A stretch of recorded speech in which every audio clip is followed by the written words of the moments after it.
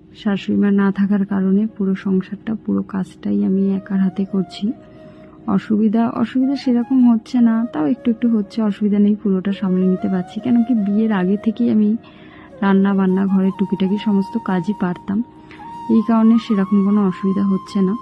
তো যাই হোক, আজকে রান্না করেছিলাম আমি রসুন ডাল, যেটা রাজা খুব পছন্দ করে, পটল ভাজা আর কাতলা মাছের ঝোল। কাতলা মাছের ঝোলটা রাজার আর আমার জন্য। বাবা মাছ ভাজা খেতে ভালোবাসে, বাবা সবসময় বলে আমার ঝোলের মাছ ভালো লাগে না, আমার জন্য ভাজা মাছ দিবি।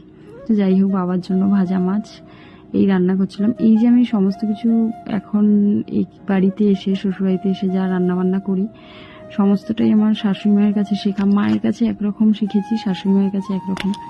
তো যাই হোক, শাশুড়ি মা সত্যিই খুব সুন্দর রান্না করে। আমার মাও অবশ্যই ভালো রান্না করে, আমার শাশুড়ি মাও খুব ভালো রান্না করে। তো আমার মোটামুটি অনেক কিছুই এই বাড়ির মানে স্বাদ সব বাড়ির আমি মনে করি একটু আলাদা আলাদা হয়।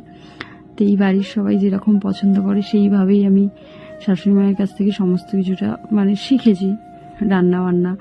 তো উনি সত্যিই খুব সুন্দর রান্না করে, আমার তো খুবই ভালো লাগে আমার শাশুড়ি মায়ের হাতের রান্না। যাই হোক, আবার একটা দেখা হবে পরবর্তী ভিডিওতে। চলো, সবাই ভালো থেকো।